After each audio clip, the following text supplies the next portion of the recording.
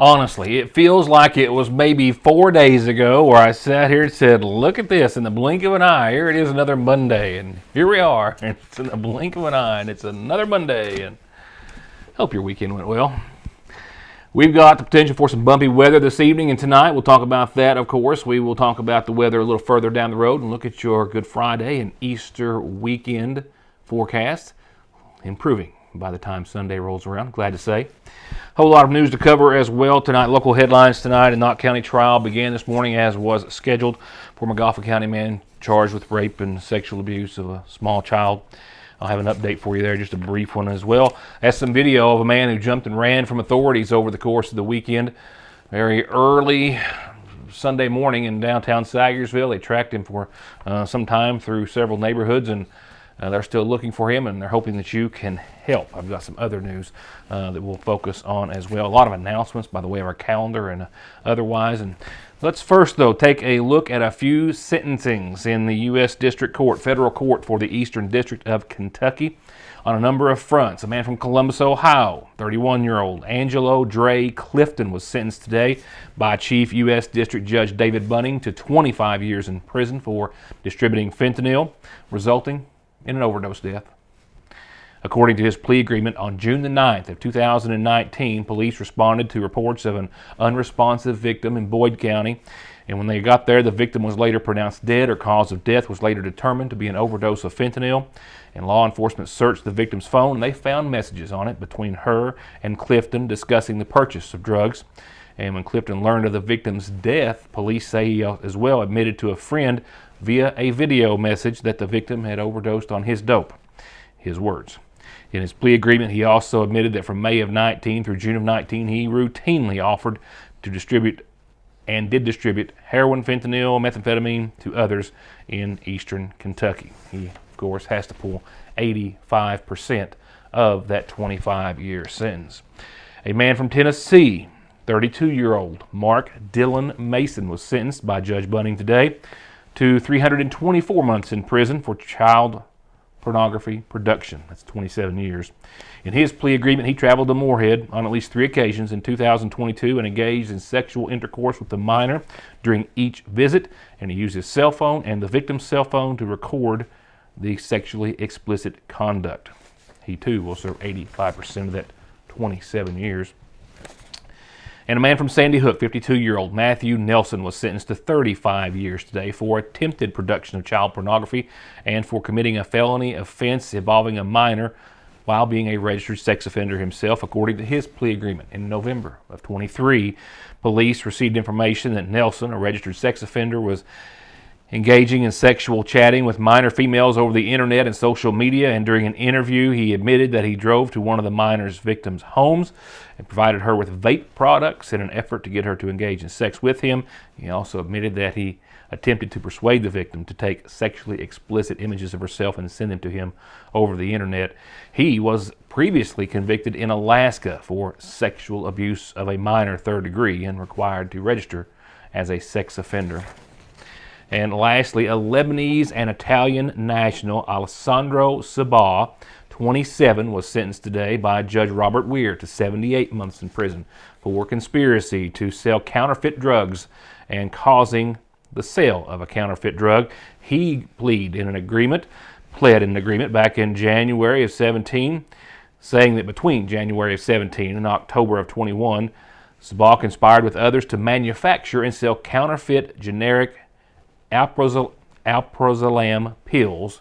He and his co-conspirators, without authorization, created these pills, stamped them with manufacturer imprints designed to make them look very real, and then sold them on the streets, valued at some $25 million.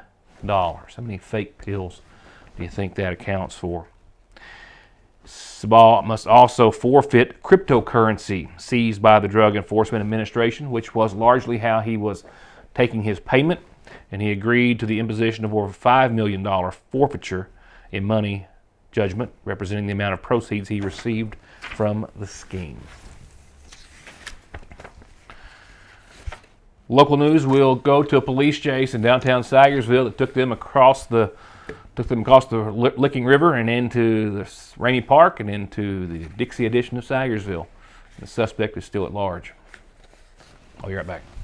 If you're getting together to cheer on the Cats and catch the NCAA tournament, do it with a big party platter from Lee's. 40 crispy, spicy buffalo wings, 8 big juicy breast strips, a dozen double dippers, and 10 fried pickle spears. Just $54.99. But if you make your best play by calling in the day before, it'll be hot, it'll be ready, and you'll save $5. Only at your Sayersville Lee's Famous Recipe.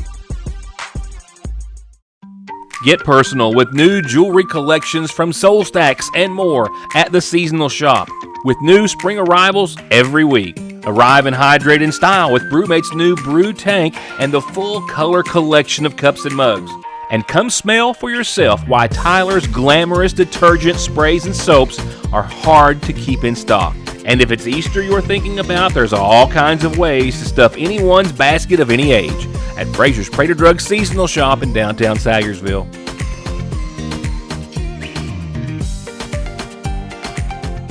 SMB is proud to stand with you with what might be your very first and definitely last checking, savings, retirement, even Christmas Club account, along with consumer, auto, mortgage, business loans that you can easily manage from anywhere in the world with safe, secure mobile and online banking that comes from over 120 years of commitment to your financial life and well-being, today, tomorrow, and forever. Sayersville National. Colin Mockery and Brad Sherwood, the dynamic duo from television's Whose Line Is It Anyway, are coming to town, and they're asking for trouble. Our show is completely made up. Prepare for a side-splitting interactive extravaganza as these improv wizards hit the stage, serving up a night of unscripted comedy gold. It sounds like a big waste of time and a lot of money. It is. Don't miss Colin Mockery and Brad Sherwood. Catch them on Sunday, May 18th at the Mountain Arts Center. Get your tickets today at macarts.com. Here's what I've got for you on the case thus far. Exclusive video obtained by a representative and member of the Sayersville Independent and Big Sandy News team. And this video shows the suspect bailing out of a car. Authorities closely behind, carrying something, fleeing on foot, not to be seen again, at least yet. Officer Neil Watson, right around 2:40 a.m. Saturday night, Sunday morning, tried to make a traffic stop on this vehicle at the lower end of Sayersville. The driver pulled in there next to the old water plant near Lee Prater Street, circled around behind a residence as you saw, and as you also saw, the passenger jumped out and bailed. Someone, maybe the driver, maybe someone else, reached over and shut the door behind him. It looked as though he was fleeing with something in his hand, something rather bulky. Some identifying characteristics on the car. It appears to be a foreign-made sedan. We're still verifying the make and model, but looks like some sort of a Wildcat or Kentucky-related image there on the rear driver window. And then as well, some sort of window cling, perf, or otherwise a rectangle in the or on the rear windshield. A couple of identifying characteristics that also had what appeared to be a faulty muffler or a custom muffler on it. Just made a lot of noise when it pulled in. And again, there you see the driver jumping out and bailing something in his left arm. He did drop a knife of some sort that was collected by authorities. Officer Watson giving chase. The suspect circled around the front of the residence, made a loop, went towards the river, jumped or swam or whatever you want to call, through the water, came out in the Ramey Park, and then was tracked up onto the, what will be the far side, if you will, of Kentucky Street and lost there. Authorities say that the vehicle also, according to other surveillance video they were able to obtain, appears to have gone to the Cole Branch area after, because the driver was able to get out because backup had not arrived as of yet, and that driver left the scene. Authorities are still working to identify the suspect and the driver and the vehicle's owner. If you have any information, contact the Magoffin County Sheriff's Department, 349-2914.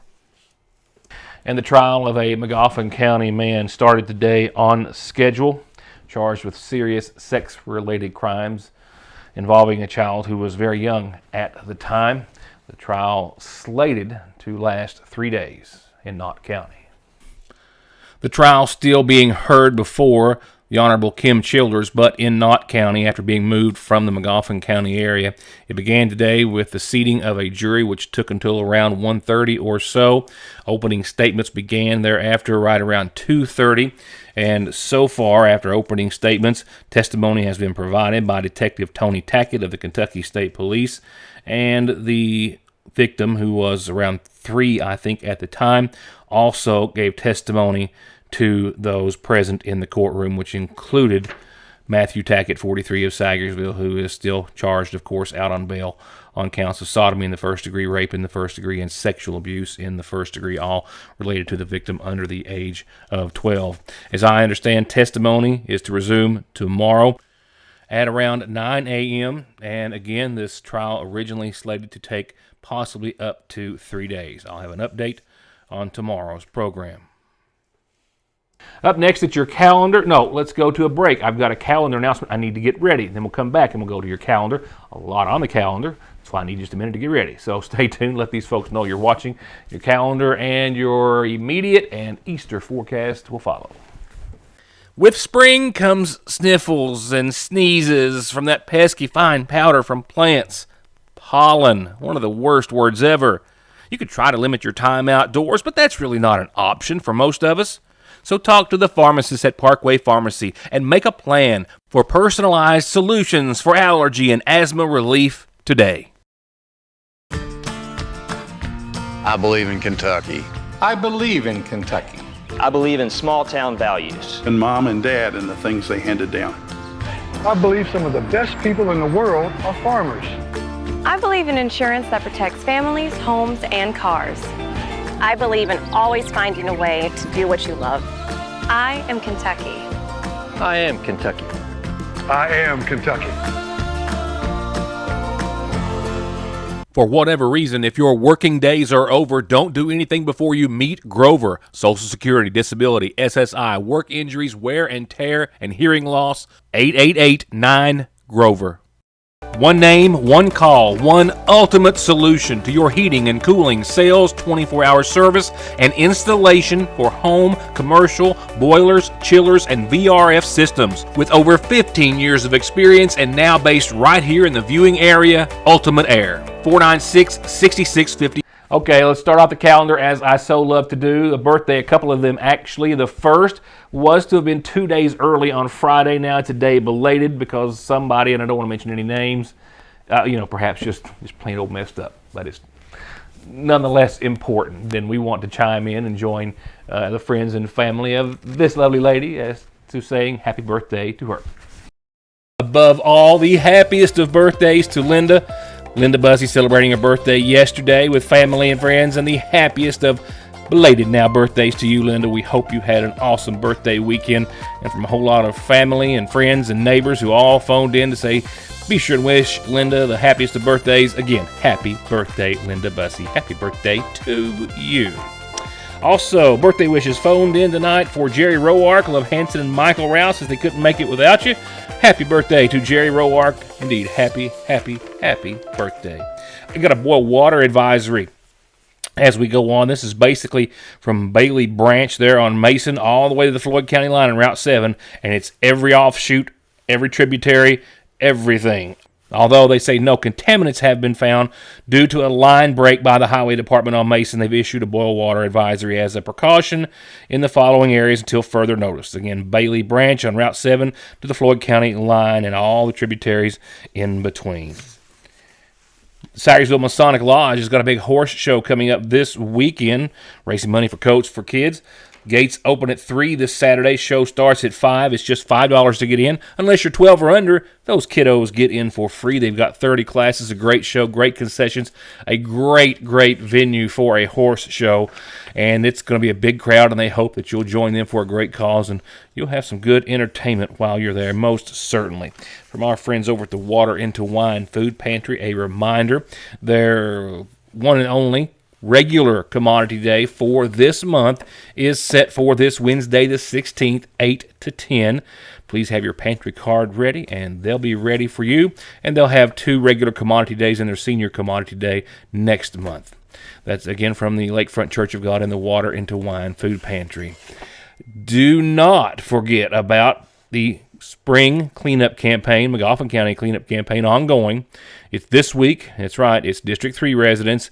District 1 residents will be next week. And the Sagersville citywide cleanup campaign runs simultaneous throughout this entire time. If you have any questions on the county cleanup, call the judge's office, 349-2313. If you have anything you need hauled off in the city, call 349-2409. You have anything you want on the calendar, and that's, of course, birthdays and anniversaries included, you call me. From there, we'll go on to funeral service announcements tonight, and services were held earlier today for 97-year-old Audrey Jean Conley Cooper. She passed away on the 11th, on Friday's date. She was preceded in death by her husband B.F. and her son Wayne Douglas, her daughter-in-law Tamara Cooper, as well as son-in-law Jimmy Howard, her sisters Versa, May, Marie, Mary, and her brothers Jess and Don and Preston Conley. She leaves behind her daughter, Donna Cooper, 3 granddaughters, 5 great-grandchildren, her sisters, Elizabeth Conley and Patricia Patrick, and Sue Walthall. Funeral services again held earlier today for Audrey Jean.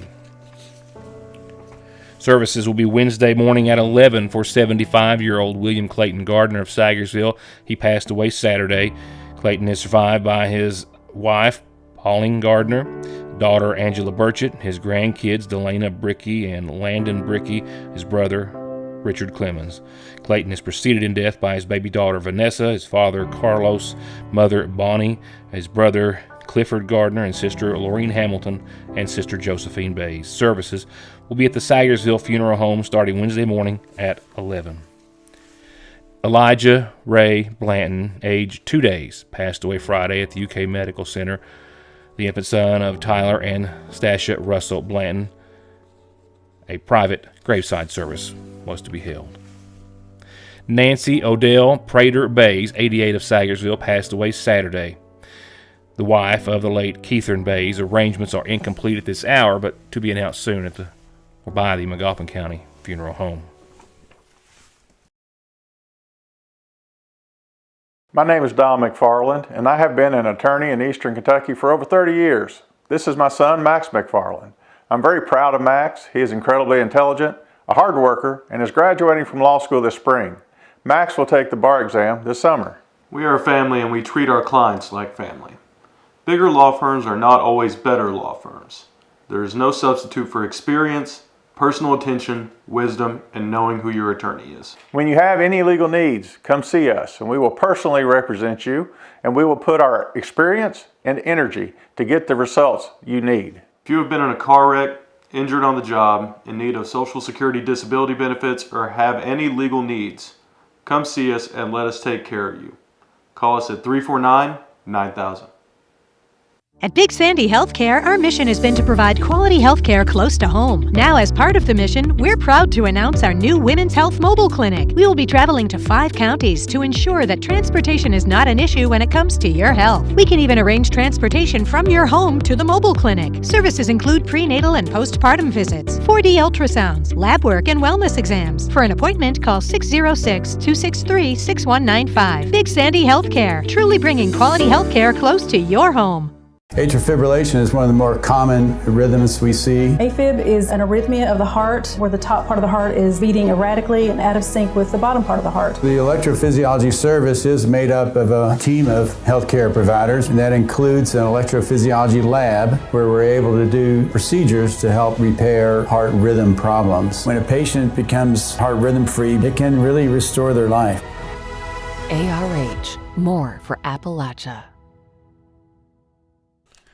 Weather-wise, pretty good wind out there. Nice breeze, pretty much very consistent, and picking up to 22 or so at times. We'll look at that in a few seconds with current data, but all the action has been to our north and appears to be staying there. We're talking about showers and thunderstorms, part of a cold front that's got a punch to it, with some cooler air certainly tomorrow. We hit the mid-80s today. We will not tomorrow. But we are, again, seeing some good signs as far as the showers and storms in our area are concerned, as, again, all the action, and it's been some pretty good thunderstorms, has been to our north and continuing to move on to the east. But do look for some activity to pick up, and we will likely get in on that action before the night is over. as we'll see some lines start to pick up, I think, in western and central Kentucky, and some of those likely to make their way into eastern Kentucky later on, hence the chance of showers and thunderstorms we have in your 7-day. As far as current data, we did top out, let's see, 86 today. Yes, a beautiful 86 degrees. We're still at 83, and we're still seeing some winds. Right now, I've got one west-southwest around 9 miles per hour, and again, the biggest gust I clocked today, and this is downtown Sayersville, as I always like to stress, which is a little guarded or shielded, still 22 miles per hour. Humidity down to 43%. No rain to speak of. We have dodged that bullet. Sunrise set for 6:59, sunset 8:08. Thought I had that backwards, but I didn't. Got that right. As far as the 7-day and looking down the road to Good Friday and your Easter weekend, well, we've got cool air before that, but there is a pattern change, glad to say. So tonight, westerly winds 6 to 21 miles per hour on average. Nighttime lows right around 49. We still do have a 90% chance of showers, thunderstorms before 1. And while there was nothing there on your radar behind all of that activity to your north, can't rule some kind of picking up and rolling through the area. So keep your eye on the weather. Could see some, and it's certainly possible that we will. We will most definitely see some cooler air behind this system tomorrow. The cold front will leave us right around 58 tomorrow. Yeah, 86 to 58. That's April in Kentucky, and that's filled with a couple of frosty mornings. None of that is unusual. So mostly sunny tomorrow. The storms roll out of wherever they are and leave us with mostly sunny skies. Still winds out of the west up to 20 miles per hour at times, but starting to be on the wane. And 37 for tomorrow night's low. That will give us a little bit of the patchy frost, at least, I think, for your Wednesday morning. And there we climb up again to the upper 50s, pretty much the same as your tomorrow. I think the pattern might start to shift a little earlier than that, so maybe we'll get into the low to mid-60s on Wednesday. Nevertheless, frost in the morning, sunny skies thereafter. Clear that night. Nighttime lows again down to the mid-30s, which means what? Another little frosty start to your Thursday, but Thursday, that starts the upward trend for the holiday weekend. 69 and sunny on your Thursday. And then we're going to get to and stick in the 70s. Now, we might have to dodge a few showers and maybe a thunderstorm here too, but not all that great of a chance, at least for the most part. So Friday, close to 80, mostly sunny, and nighttime lows right around 60, 62. Friday does have in it a 30% chance of some showers. No thunderstorms, just some light showers, and that is late Friday night. So Friday looks to be a winner all the way around, pushing or flirting with 80 and mostly sunny skies. It won't be until early Saturday morning that our next scenario has us with some shower chances to start off your Saturday, and then a 70% chance of some showers and thunderstorms later on into your Saturday. Daytime highs are still in the upper 70s. Nighttime lows a shade or two under 60. Good news is that Easter Sunday, well, it looks to be pretty calm. We're going to leave a 30% chance of some showers and thunderstorms in there, but otherwise partly sunny, mid-70s. It's going to be nice, and it should be okay for everything that you have planned. Monday, upper 70s, partly sunny, and a still lingering 40% chance of some showers and storms. That's it. Just getting started for the week. I'll see you back here tomorrow. Thanks for watching.